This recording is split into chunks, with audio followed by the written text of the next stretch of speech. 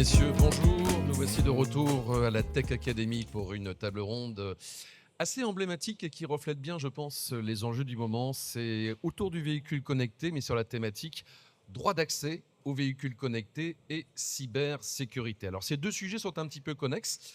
On va traiter ça avec tout un panel d'experts. Alors, sous le regard de l'association Wave, nous avons effectivement une femme dans le panel. C'est vrai que c'est toujours un petit peu rare, mais merci à Dorothée Dérault pour Mobiliance d'être présente avec nous.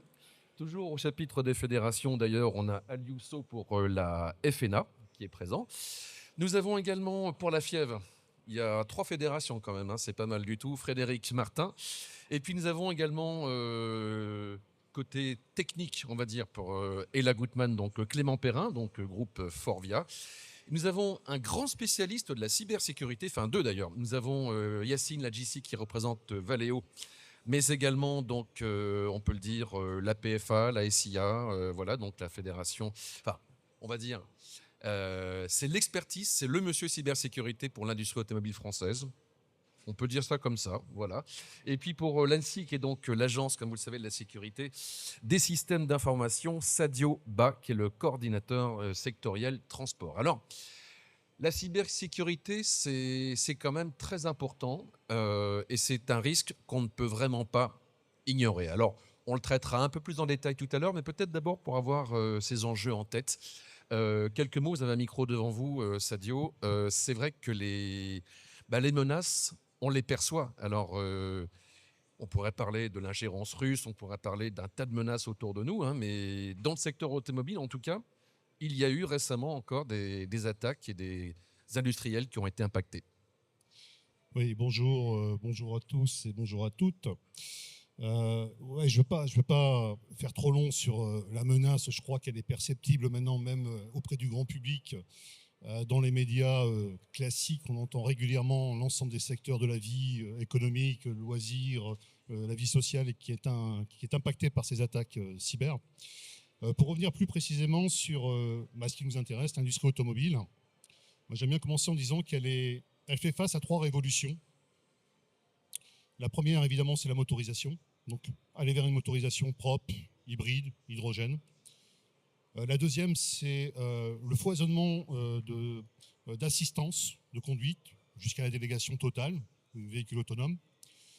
Et la troisième révolution, c'est ce qui est indiqué, c'est la connectivité, donc le véhicule étendu. Vous mettez ces 3 révolutions, elles s'appuient sur quoi? Sur du numérique. Donc, qui dit numérique, dit la cyber. Donc, il y a un nouveau risque qu'il faut prendre en compte. On évoque souvent le nombre de lignes de commande aujourd'hui dans un véhicule moderne. C'est plus de 100 millions, c'est plus qu'un avion de ligne.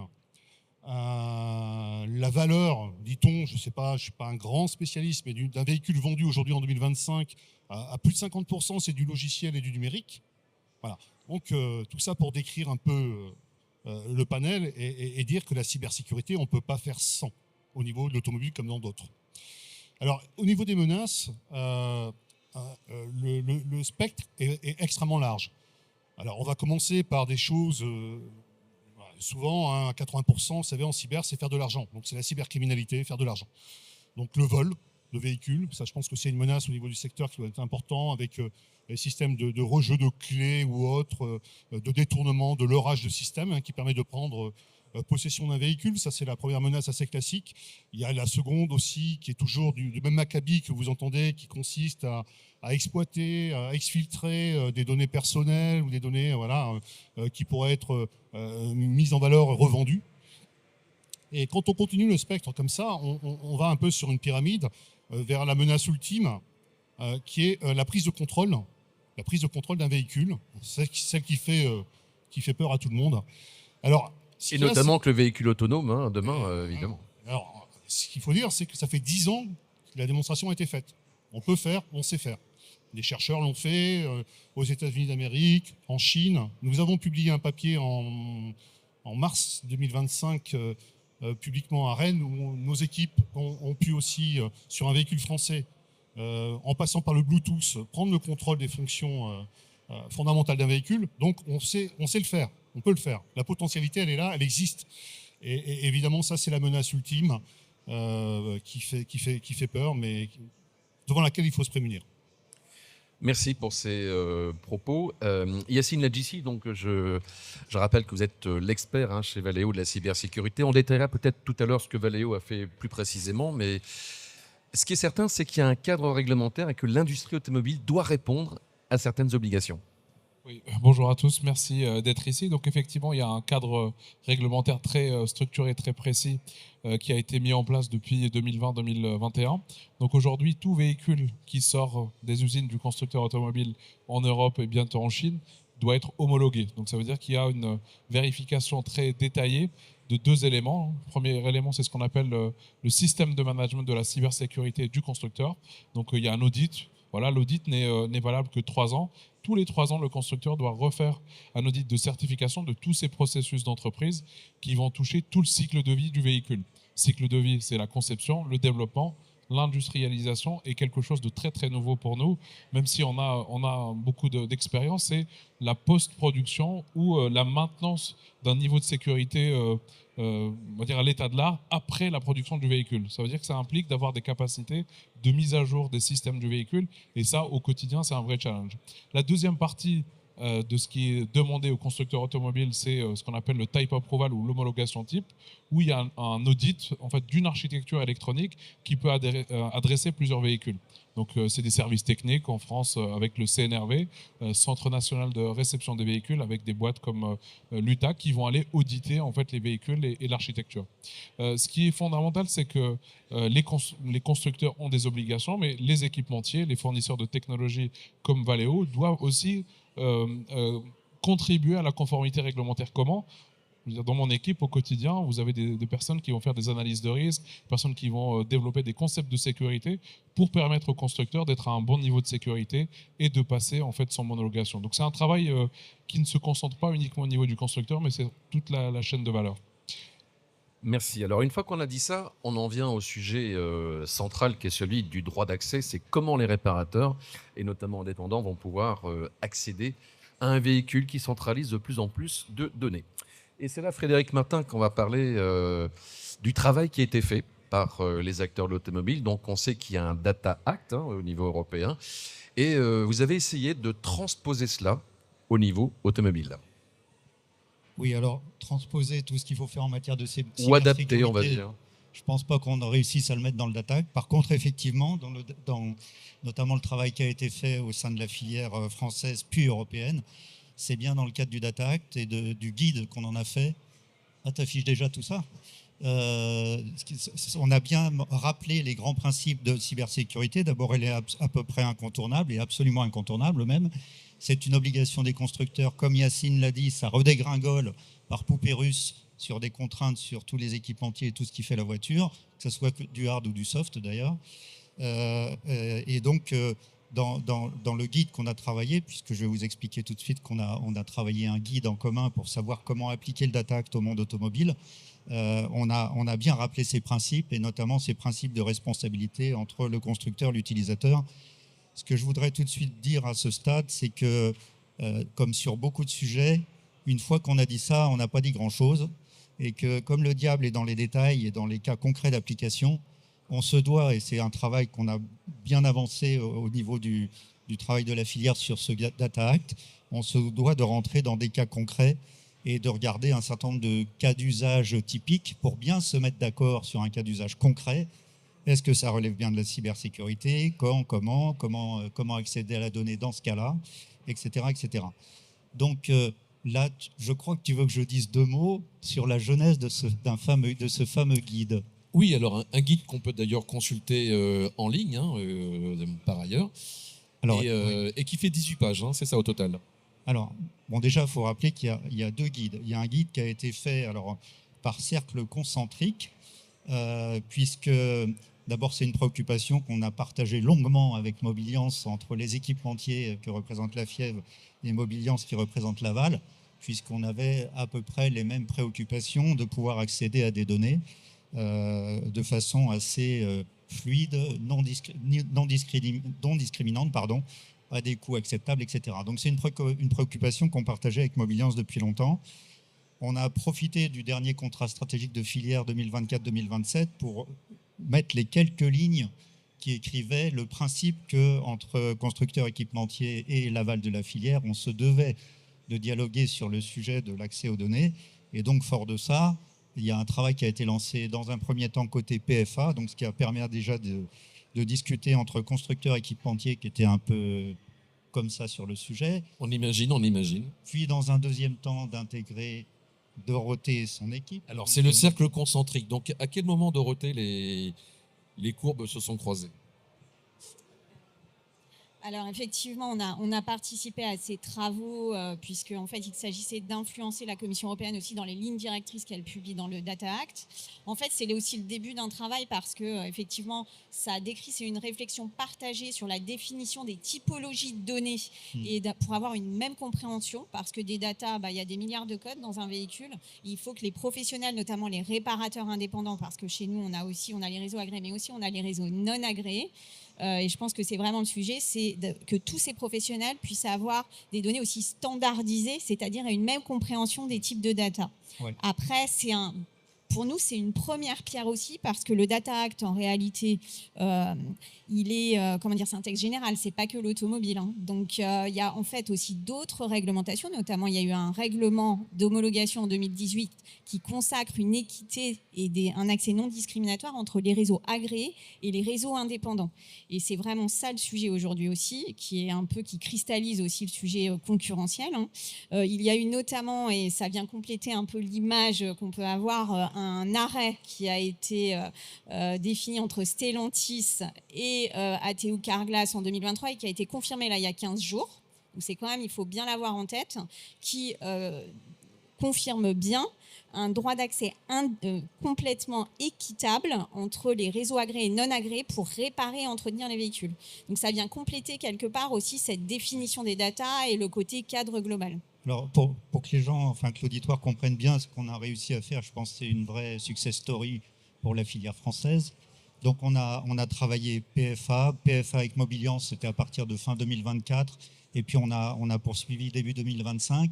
Et puis, quand on est arrivé à quelque chose d'assez mature au niveau de la France, on l'a poussé, Ah ben, tu les passes pas au bon moment, là. On a poussé nos travaux vers la DG Connect côté Commission européenne, on l'a poussé vers la CEA, donc l'association des constructeurs européens, on l'a poussé vers le CLEPA, donc l'association des équipementiers européens. Donc c'est vraiment la position de l'industrie dans sa globalité. Alors, c'est vraiment la position de l'industrie dans sa globalité. Et donc, la DG Connect, qui était en charge de publier ce guide sur le Data Act au moment de la sortie du Data Act, de son entrée en vigueur le 12 septembre de cette année, s'est très largement inspiré de nos travaux, partant du constat qu'effectivement, on avait réussi à embarquer à peu près tout le monde. Donc ça, c'est vraiment un gros point positif. Pour dire 2 mots de ce qu'on trouve dans le guide PFA, sachant que, donc encore une fois, la Commission européenne, à travers la DG Connect, a pris notre guide, l'a reformulé de façon un peu différente, mais globalement, c'est cohérent.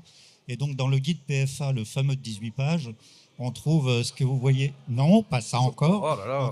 Tiens, ben voilà. Hein, c'est toi qui vas le faire. On trouve. Donc, en fait, ce qu'il faut bien comprendre, c'est que le Data Act, c'est un texte multisectoriel. Donc, il parle d'accès aux données aussi bien pour des banquiers que des assureurs, de l'automobile et n'importe quoi. Donc, c'est un vocabulaire, par définition, assez transversal et large. Et autant les constructeurs que les équipementiers que l'aval, tout le monde se disait, mais je prends ce texte, ça veut dire quoi pour moi? Et quand vous voyez le vocabulaire assez abscon de la nature des données qui sont définies dans le Data Act, sachant que derrière chaque nature de données, il y a un traitement qui peut être différent et des droits d'accès qui peuvent être différents dans des conditions différentes selon la nature de la donnée, évidemment, la première chose, ça a été de se mettre d'accord quand on parle de données brutes, de données préprocessées, de données machin, de données qui relèvent de la propriété intellectuelle, comment on les traite. Et pour savoir comment on les traite et se mettre d'accord entre nous, on a commencé par se dire, mais bon sang de bonsoir, une raw data, c'est quoi? Dans le monde automobile, dans la technologie automobile, dans les use cases automobiles, dans les business de l'automobile, ça veut dire quoi? Et seulement là, on a pu se mettre d'accord entre toute la filière. Dans ce cas-là, voilà comment on va le traiter, voilà comment on va accéder, comment on ne va pas accéder. La deuxième chose, c'est qu'on bon, je vais aller assez vite. Hein. La cybersécurité, j'ai rappelé qu'on rappelle simplement les principes. On a clarifié les périmètres et dates d'entrée entre les nouveaux types, les tout types, comment tout ça s'applique. Et puis le deuxième slide, donc c'est sur le vert. Ouais, ça c'est pour illustrer simplement que ce guide, il se voulait aussi très pratico-pratique, c'est-à-dire que on s'est mis à la place des acteurs de la filière, même si c'est encore en anglais et puis encore un peu compliqué, mais on a voulu dire finalement, on a créé 2 logigrammes.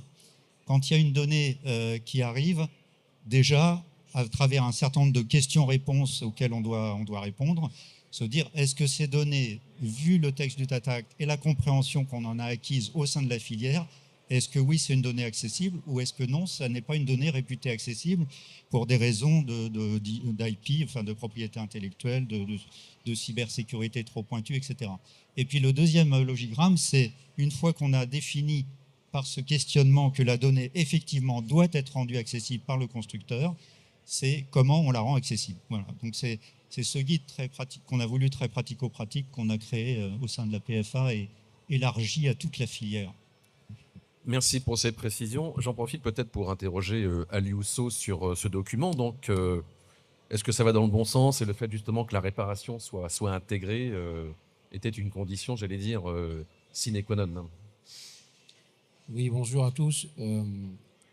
Naturellement, la réparation, enfin, depuis longtemps, hein, le droit d'accès des réparateurs à la donnée technique, c'est un principe qu'on retrouve depuis longtemps. Depuis, en particulier en 2007. En 2018, c'est un texte qui est allé plus loin. Ce que je dirais, moi, c'est que ce qu'on voit d'ailleurs avec l'arrêt de la Cour de justice de l'Union européenne en 2023, c'est qu'il s'agit déjà de bien appliquer le cadre réglementaire. Parce que c'est ça le vrai sujet en vérité. Il ne s'agit pas simplement de pondre des textes, mais il faut savoir le périmètre des textes et de les appliquer correctement. Ça, on a une vraie difficulté sur ce sujet-là. Et cet arrêt vient aussi clarifier les choses. On a besoin de clarifier les choses pour pouvoir bien les appréhender. De ce qui relève d'un accès direct et immédiat, notamment au travers de la prise OBD et des données embarquées, de ce qui relève des passerelles de sécurité et de ce qui relève du pass-through. Parce qu'en fait, bon, un réparateur, on est dans du concret. Il y a les données qui sont générées par le véhicule de manière générale, donc on peut en reparler. Mais nous, en tout cas, on est très soucieux du fait de dire qu'il y a de la donnée qui doit être embarquée, immédiatement accessible, rapidement accessible. Il y a des choses qui doivent passer par effectivement des passerelles de sécurité, mais il y a un périmètre. Voilà, c'est l'inviolabilité du véhicule en particulier. Alors bon, nous, quand on en parle, bien sûr, on ne fait pas forcément l'unanimité, même au travers des acteurs, hein, mais on est très regardant sur ça, parce qu'en vérité, si on ne rentre pas dans du concret, on va mettre en place un cadre, mais en pratique, l'atelier, lui, il est confronté à une difficulté qui est immédiate. Et donc, ensuite vient le Data Act. Enfin bon, on peut revenir sur ces choses-là, mais en tout cas, nous, on tient beaucoup à ce qu'il y ait la prise OBD, qu'il y ait de la donnée qui soit embarquée, que tout ce qui concerne la maintenance et la réparation automobile, je pense qu'un réparateur, il doit y accéder de manière immédiate et on a besoin de tous les acteurs pour pouvoir le faire.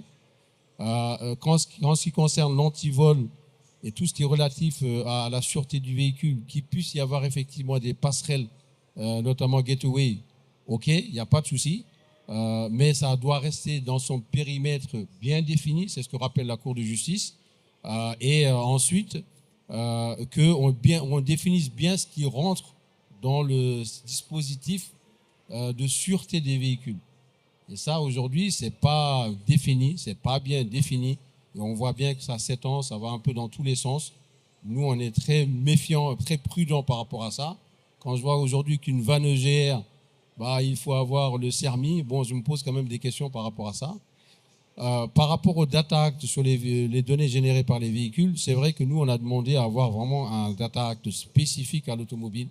Parce que tant qu'on ne l'aura pas, je pense qu'on ne pourra pas bien définir les choses pour que les réparateurs ils puissent s'y retrouver. Et en même temps, un réparateur, il a besoin, comme l'a toujours rappelé d'ailleurs, hein, d'un accès qui soit illimité, qui soit normalisé, qui soit rapide, opérationnel en pratique. Et nous, on voit des choses sur le Data Act. En pratique, pour un atelier de réparation, ce n'est pas opérationnel. Et ça, il faut le corriger. Et je pense que c'est au travers d'un Data Act spécifique qu'on pourra le faire. Merci. Alors, vous avez mentionné le CERMI, le pass-through. Alors, Clément Perrin, on va peut-être essayer de décrypter un petit peu. Alors, dans le monde de la réparation, ce sont des choses connues, mais néanmoins, si on peut faire un petit cours, Sermi pour les nuls et Pass-through pour les nuls. Bonjour à tous, j'ai un petit problème de voix, je suis désolé, c'est la fin de semaine. Moi je travaille pour la filiale après-vente du groupe Forvia, et nous notre métier c'est de distribuer des pièces détachées et également des solutions pour remettre le véhicule en condition sur route, donc des outils de diagnostic et des outils de calibration ADAS.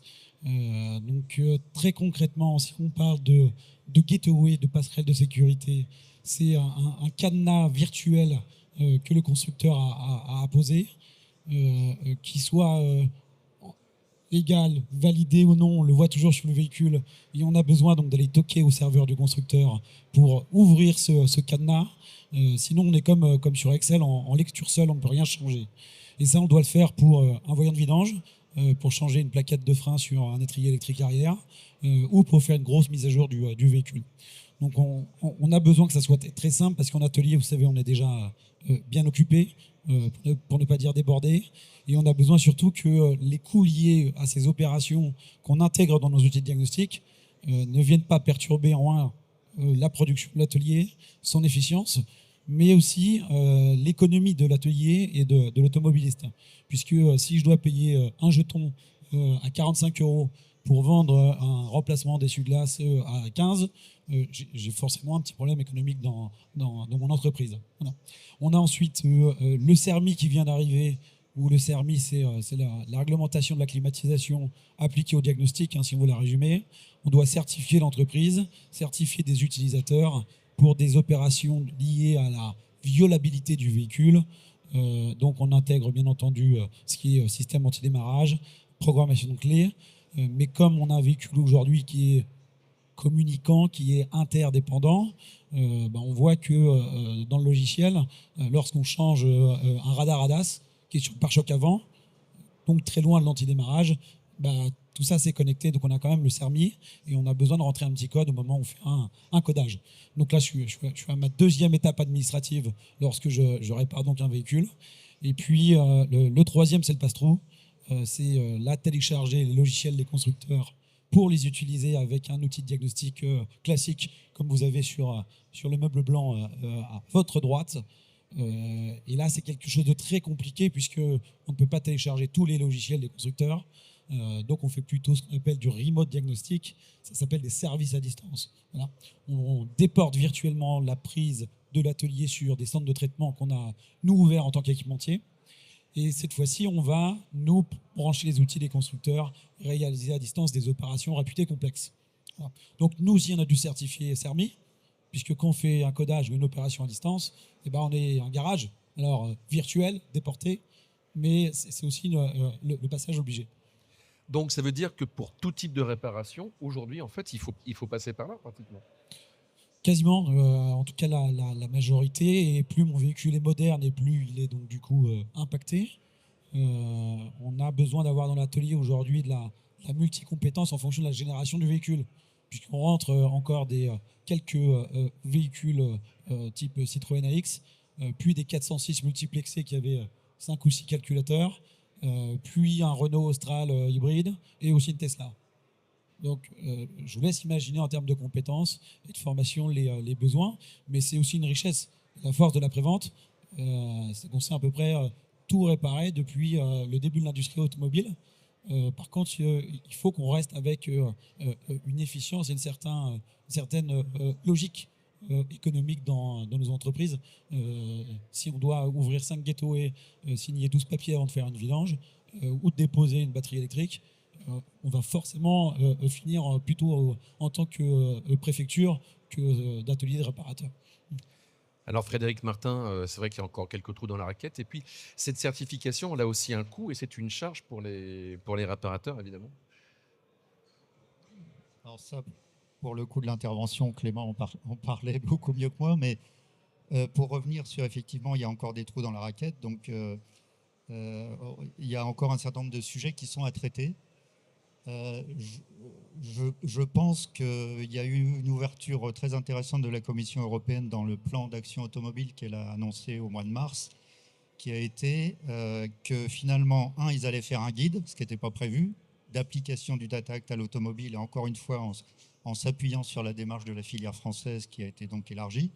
Ça, c'est le premier point. Et deuxième point très important et qui rejoint ce que Dorothée a dit tout à l'heure, c'est que dans notre esprit, c'est bien une première étape. Et donc, la commission a dit, je fais un guide. Elle l'a fait, pile poil, pour le 12 septembre, c'est bon, date d'entrée en vigueur. Et on rentre maintenant dans une phase d'observation de comment ça se passe concrètement. Et ça va faire remonter un certain nombre de sujets sur lesquels la commission a ouvert à l'opportunité de créer soit de nouvelles réglementations spécifiques, soit des normes, parce que ça peut être soit une réglementation, soit une norme. Enfin, je reviens juste sur l'exemple du CERMI, là.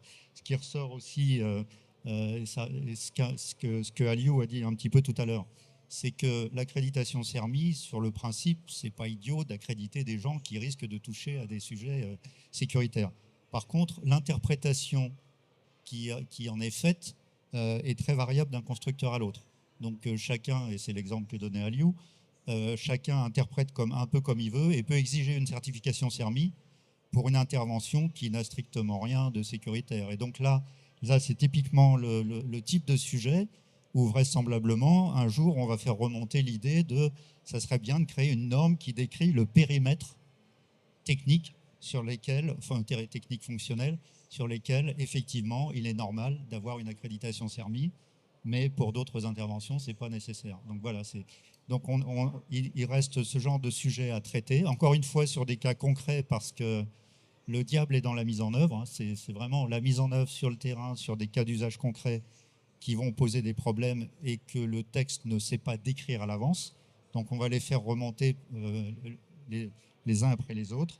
Il reste à régler le sujet d'une identité numérique un peu homogène pour qu'un opérateur n'ait pas à avoir une identité qu'il gère quand il travaille pour une Ford, pour une Citroën, pour qu'il soit différente. Il y a, je ne sais pas si notre collègue de l'ANSSI a du nouveau, il y avait toujours la question qu'on avait posée à la DGE de l'entité qui supervise, c'est ça? Alors, il y avait l'instance de régulation que chaque État membre est censé mettre dans l'application du Data Act, justement pour régler au fil de l'eau les difficultés. Donc, je ne vais pas citer les instances, il y en a un certain nombre qui étaient nominés, on va dire. Je ne sais pas s'il y a eu une décision. Non. Donc, en tout cas, ça va devenir urgent. Donc, il y a un certain nombre de sujets qui restent à traiter. Et encore une fois, là, on est vraiment rentré dans une démarche où, pour faire un peu d'histoire, on était dans une guerre de tranchées constructeur reste du monde, pour simplifier. On a réussi à débloquer le dialogue à travers le travail qu'on a fait sur ce guide, et je pense que ça a bien marché, mais ça n'est qu'un début. Et donc maintenant que le dialogue est inscrit et démarré, il faut continuer, regarder la mise en œuvre, regarder les difficultés concrètes sur le terrain et faire remonter vers la commission les besoins qu'on aura, soit de normes, soit de textes réglementaires ou autres. Voilà. Question de compromis, c'est comme pour le gouvernement. Je me tourne du côté des organisations qui défendent les intérêts des réparateurs. Je pense qu'à vous deux, vous pourriez certainement faire un guide du routard à Bruxelles. C'est une ville que vous connaissez bien. Expliquez-nous un petit peu comment justement vous restez en veille sur ces sujets pour justement que les droits des réparateurs soient respectés. Alors, juste pour refaire un peu aussi la synthèse. Alors, nous, ce qu'on observe dans nos entreprises, c'est effectivement qu'il reste beaucoup encore de problématiques d'application, coûts, délais, ce que disait Aliou, effectivement. Donc, en fait, on est quand même qu'au début du chemin, si on veut être un peu... Sur l'application, aujourd'hui, il y a encore beaucoup de problématiques que nous remontent nos activités. Sur la réglementation, on est quand même très attentif parce que certes, il y a le texte du Data Act, mais il y a d'autres réglementations, notamment le règlement 2018 sur l'homologation, où il y a eu par exemple l'annexe 10 ou un certain nombre de textes réglementaires qu'on a travaillé de façon notamment avec la FIGIEFA et AME, Automotive Mobility Europe, qui est une association dont on a déposé les statuts là en septembre, qui va être un peu le Mobiliance à Bruxelles, bon, si je caricature, c'est-à-dire une représentation des services de l'automobile à Bruxelles, qu'on a cofondé avec la ZDK, qui est notre homologue allemand, qui est donc coprésidé par Xavier Oran, le délégué général de Mobiliance, et Jürgen Hassler, le délégué général de ZDK. Donc le moteur franco-allemand fonctionne aussi pour la défense des... C'est ce qu'on a cherché à faire, puisque c'est très important d'avoir avoir un organe de gouvernance qui puisse aussi dialoguer avec la CEA et le CLEPA et la FIGFA sur des sujets services. On aura à la fois les réseaux agréés et non agréés, c'est un peu ce qu'on fait chez Mobiliance, on essaye de toujours trouver une voie du dialogue, c'est très important. Et de travailler un peu sur tous les textes réglementaires qui pourront effectivement résoudre et anticiper tous ces sujets. Et pour aussi faire la synthèse, et tout à fait d'accord avec Frédéric, c'est qu'aujourd'hui, il nous faut absolument un organe de gouvernance et de contrôle, parce que c'est ça qui n'existe pas aujourd'hui, voire qui puisse sanctionner certaines pratiques qui ne répondent pas à la réglementation. Côté FNA. Alors juste pour abonder, c'est vrai que nous, on a une association européenne qui regroupe 7 pays précisément, mais qui ne fait que pour la réparation indépendante. Jusqu'à présent, c'est un peu le modèle qu'on a choisi, qui nous permet à la fois de réunir des positions communes sur ces différents pays, mais en même temps qui permet à la FNA, en tout cas en ce qui nous concerne, de répondre directement aux sollicitations de la Commission européenne, par exemple. Donc, quand il y a des consultations publiques, la FNA a l'habitude de répondre elle-même directement. Et lorsque nous avons des actions au niveau européen, c'est aussi la FNA elle-même qui répond. Voilà. Donc on est plutôt un comité de liaison, on va dire, entre ces États-là. Et nous, ça nous donne l'opportunité d'être identifiés directement au niveau de Bruxelles et de faire la veille, de faire les actions qui sont nécessaires. Et en même temps, effectivement, on avait aussi un représentant jusqu'à présent qui siégeait au Comité économique et social européen. Ça nous permettait d'être actifs sur ces sujets, d'être mobilisés sur ces sujets. Mais en tout cas, pour reboucler le tout, c'est que il est nécessaire vraiment de s'organiser pour avoir des éléments concrets pour permettre une application effective. Parce que souvent, on a le réflexe de dire on veut des réglementations, que ce soit en national ou en Europe, hein, c'est souvent le cas. Mais il existe déjà pas mal de dispositifs et il s'agirait en tout cas de bien les appliquer. Peut-être de conjuguer nos forces pour bien remonter des cas concrets qui permettent de délimiter les choses et d'avoir une autorité. Bon, c'est vrai que par le passé, quand on saisissait la Commission européenne, elle était plutôt assez prompte pour agir. Aujourd'hui, on voit que très souvent, elle nous renvoie vers nos autorités nationales. En général, au niveau des autorités nationales, on a quand même du mal à avancer.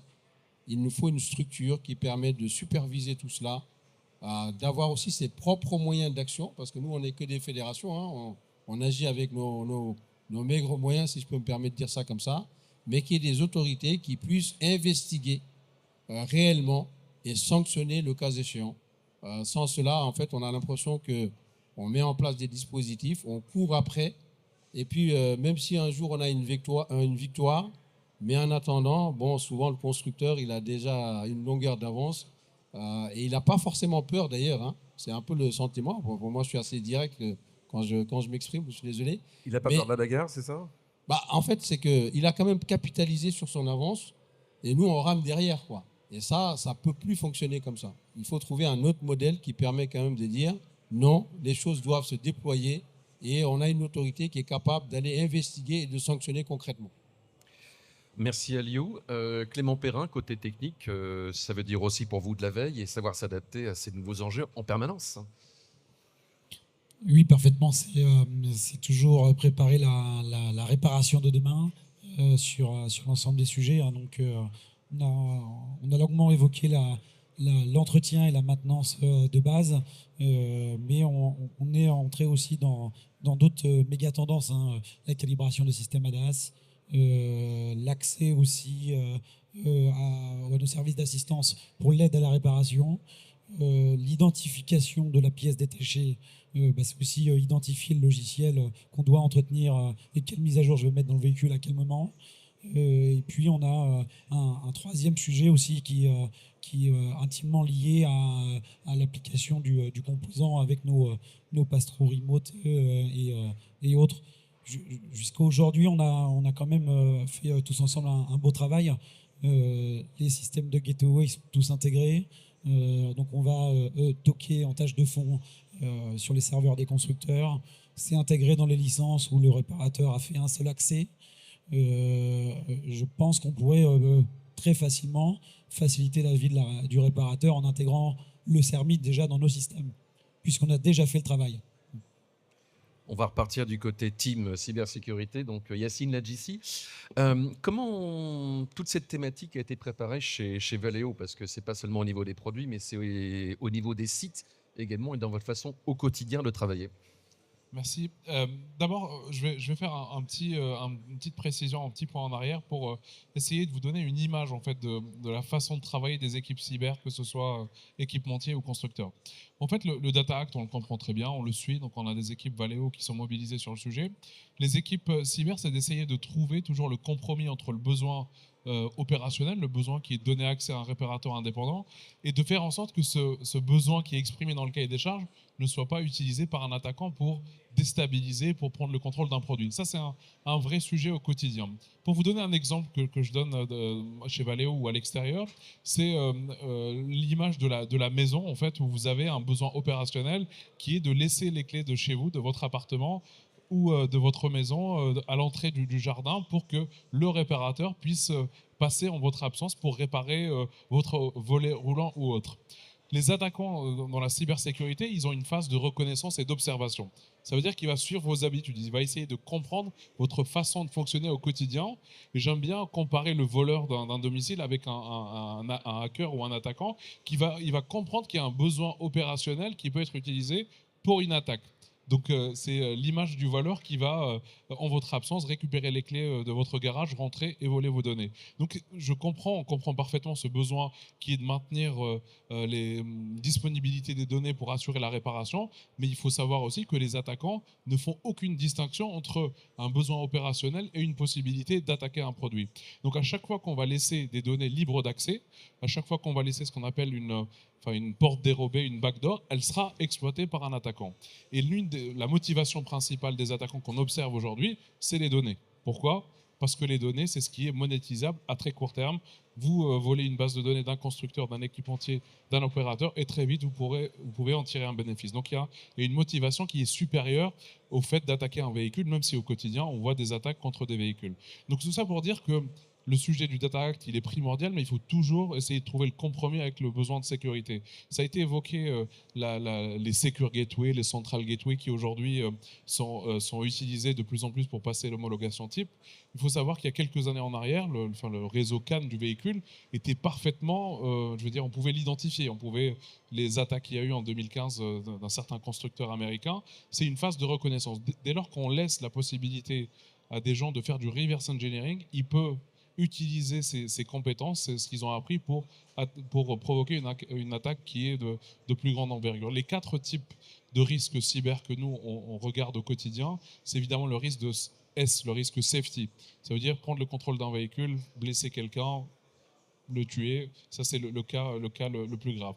Deuxième, c'est le risque financier, récupérer les données financières d'un utilisateur, son numéro de carte bleue, ses données bancaires. Le risque opérationnel, ça veut dire empêcher un véhicule de fonctionner, empêcher une usine de tourner correctement, et le risque P qui est fondamental, le risque de données privées, le risque de privacy. Donc ça, c'est ce qu'on constate au quotidien, c'est que les attaquants aujourd'hui, quand on regarde la technologie qui est utilisée dans les serveurs, que ce soit en automobile ou dans d'autres domaines, c'est les mêmes grandes technologies. Donc des attaquants qui peuvent attaquer une banque, qui peuvent attaquer un constructeur ferroviaire, vont utiliser les mêmes techniques contre l'industrie automobile. C'est la raison pour laquelle on fait face à des acteurs qui sont beaucoup plus versatiles, qui ont des capacités de plus en plus avancées grâce à l'IA notamment. J'en profite juste pour vous demander au passage à Sadioba, vous êtes coordonnateur sectoriel transport, et justement les différents domaines ferroviaires, aériens, ils discutent avec l'automobile pour essayer de partager en fait cette vision. Il n'y a pas, à ma connaissance, des forums spécifiques dédiés de discussion, mais j'en profite pour dire un mot justement par rapport à la maturité de l'automobile versus d'autres secteurs. Je trouve que l'automobile est plutôt en avance.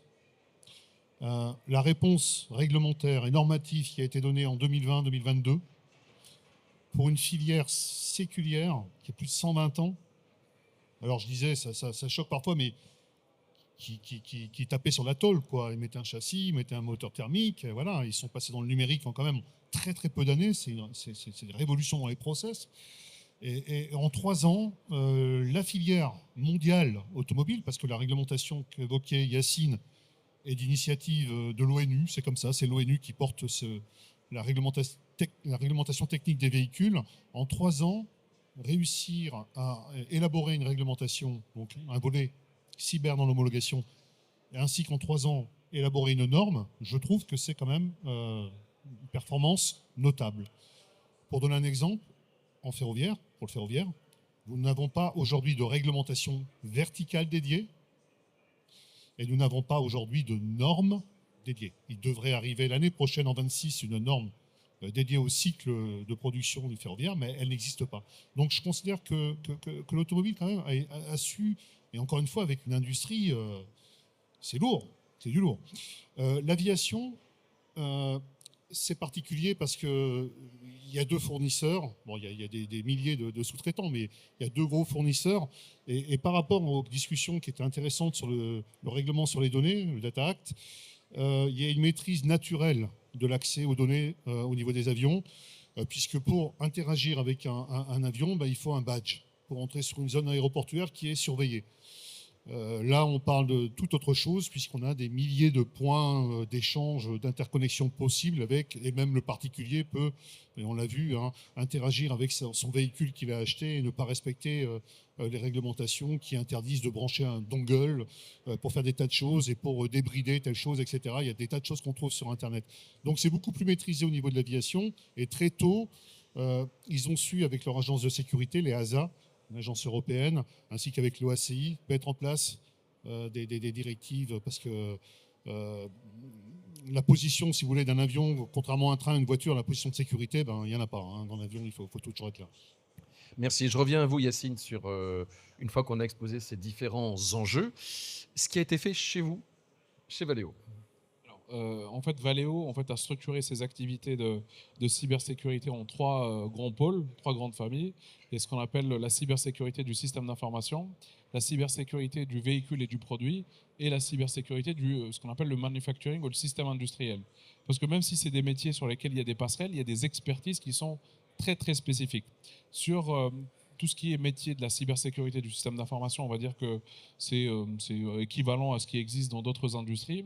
La spécificité de notre monde, c'est vraiment sur le véhicule ou le produit, où on a dû en 5-6 ans créer un métier en partant quasiment de zéro. Donc on est capable de faire des analyses de risque au même niveau qu'un constructeur automobile, de développer ce qu'on appelle des concepts de sécurité. Et ce qui arrive de plus en plus dans nos produits, c'est vraiment c'est ce qui est utilisé, ce qui a été évoqué par les gateways, des coffres-forts de cryptographie pour chiffrer l'information, pour quelque part empêcher une entité qui n'est pas légitime de prendre connaissance d'une information ou de contrôler le produit. Donc ça, c'est ce qui arrive de plus en plus dans le produit. Et sur l'aspect manufacturing, on l'a vu récemment avec une attaque d'un grand constructeur dans le nord de l'Europe, c'est de sécuriser tout ce qui est surface d'attaque industrielle.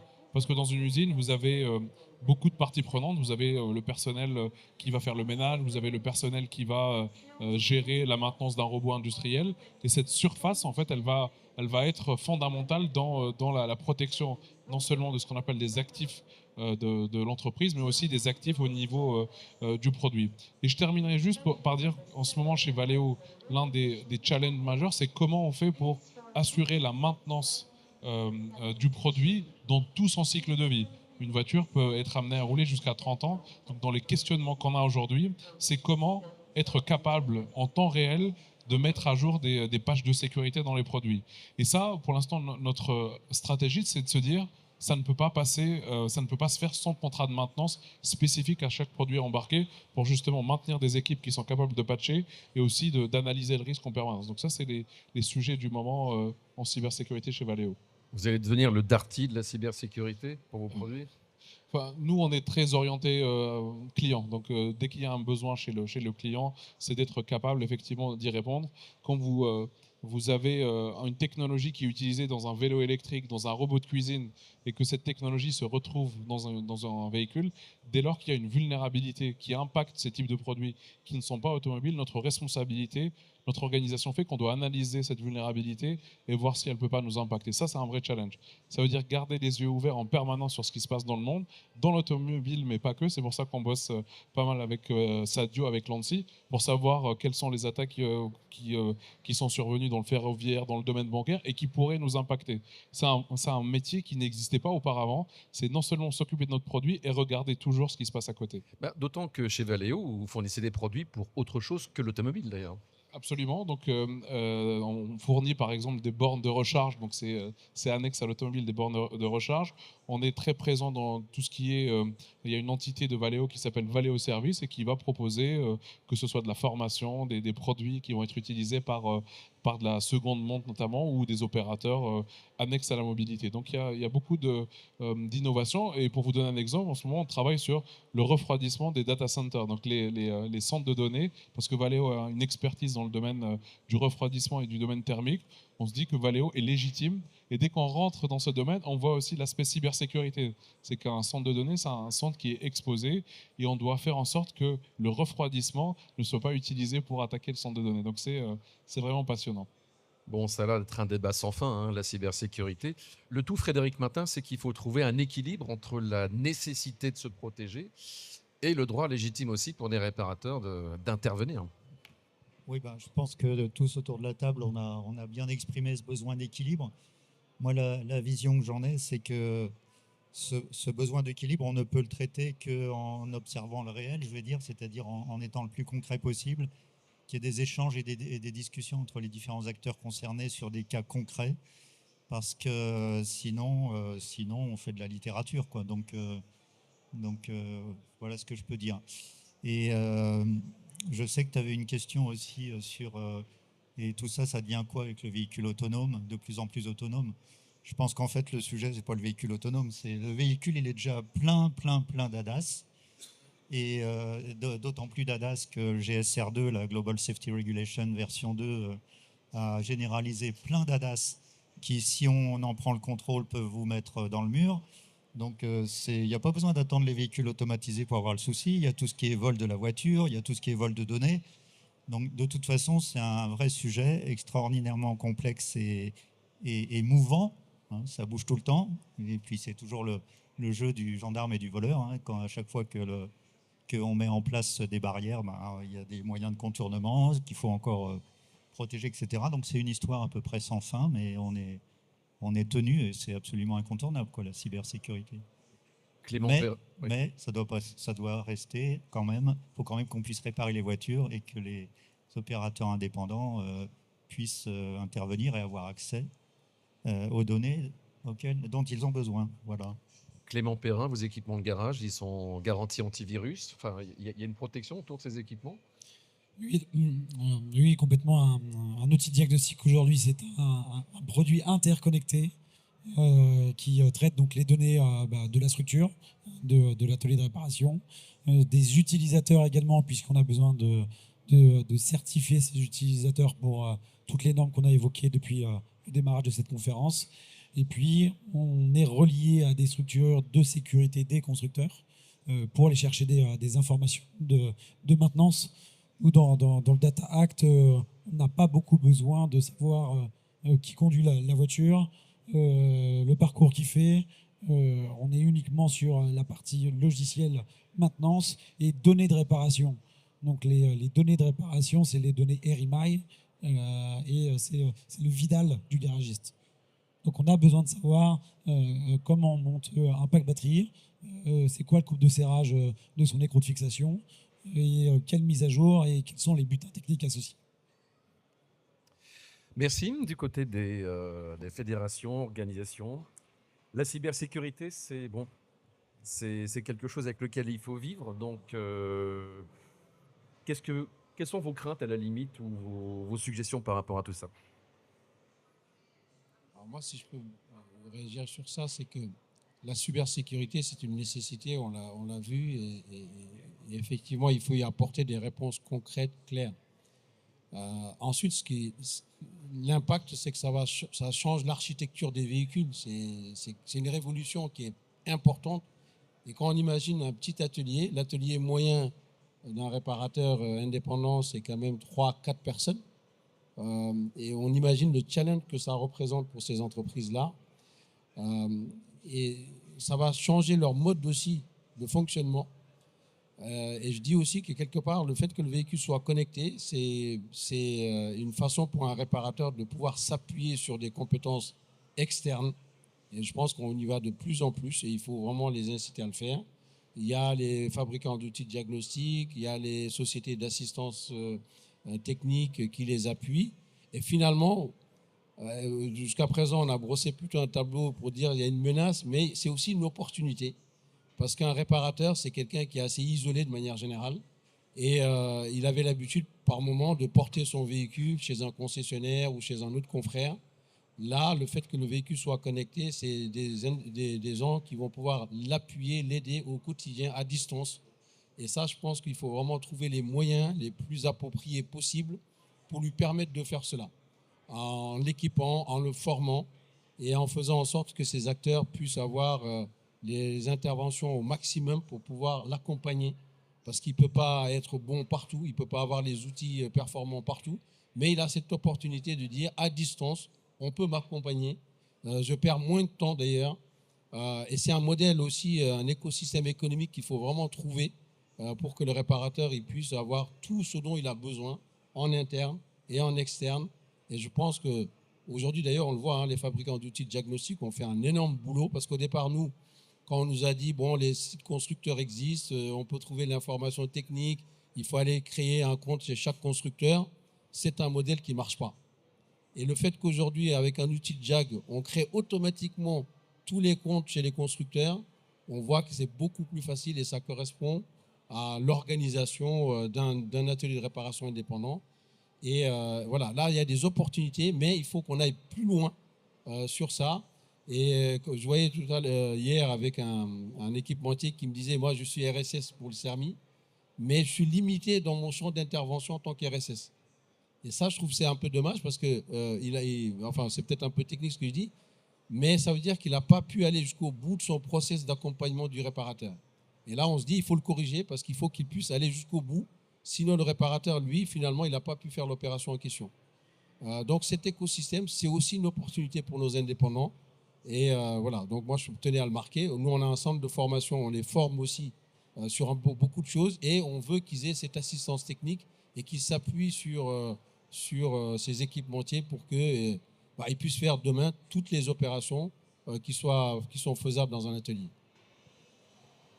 Je rejoins Aliou. Alors déjà, il y a quand même, évidemment, la cybersécurité, c'est un enjeu majeur, mais donc ça ne doit pas être un enjeu qui prive quelque part l'accès équitable aux data. Donc ça, il faut un équilibre. Ça, c'est le premier sujet. On a un enjeu de formation, très clairement. Et ça, Mobiliance, au niveau de la branche des services de l'automobile, on est très engagé en termes de formation auprès des réparateurs, voilà, pour qu'ils s'adaptent effectivement à cet écosystème.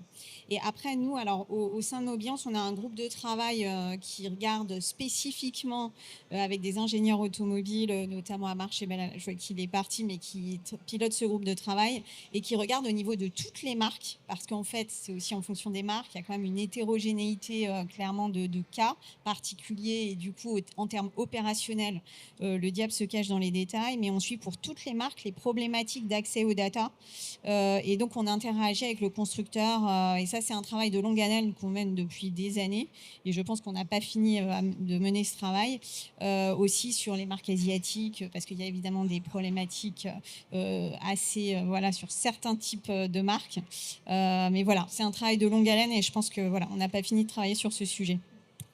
Merci Dorothée, merci Aliou. Est-ce que vous avez des questions? On a peut-être 3-4 minutes si vous le souhaitez. Personne souhaite prendre la parole?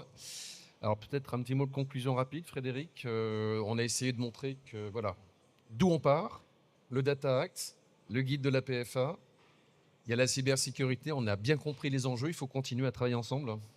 C'est gentil de me passer la conclusion sur un sujet aussi simple, mais non, mais je pense vous avez que... voulu participer à la FIEV, à la co-organisation de la Tech Academy, il faut assumer les gars. Hein. Oui, mais on assume complètement. Vous êtes d'accord avec moi quand même? Bref, non, mais je pense quand même qu'à peu près tout a été dit. Si je devais reformuler, mais ça rejoint d'assez près ce que viennent notamment de dire Dorothée et Aliou, en fait. c'est un incontournable. 2, le diable est dans les détails. 3, il faut, de toute façon, pour reprendre ce que disait Dorothée, je pense que vous n'avez pas fini. Ça va être une tâche permanente de remonter les difficultés concrètes, opérationnelles et voir comment on peut les traiter. Moi, je suis persuadé, parce que c'est la conclusion que je tire de tous les dialogues qu'il y a eu autour de ce fameux guide, c'est que tant qu'on ne rentre pas d'abord dans une discussion relativement ouverte entre les acteurs, qu'on ne rentre pas dans des cas concrets, il faut peut-être qu'on aille plus près du terrain d'ailleurs, au passage, parce qu'on a beaucoup discuté avec la Fédération Mobiliance, on a beaucoup discuté avec des équipementiers, on n'a peut-être pas encore été assez proche du terrain, et moi j'en ai appris pendant le salon, des problèmes concrets, des problèmes vraiment pratico-pratiques, parce qu'encore une fois, ce n'est pas en écrivant un data qu'on va tout résoudre, parce que derrière, c'est effectivement, je peux avoir accès à la donnée de façon simple, à un coût acceptable, et je n'ai pas besoin d'attendre 18 mois qu'il y ait un logiciel qui se développe, etc., etc., etc. Donc je pense que la clé, c'est continuer le dialogue, remonter les problèmes, les faire traiter.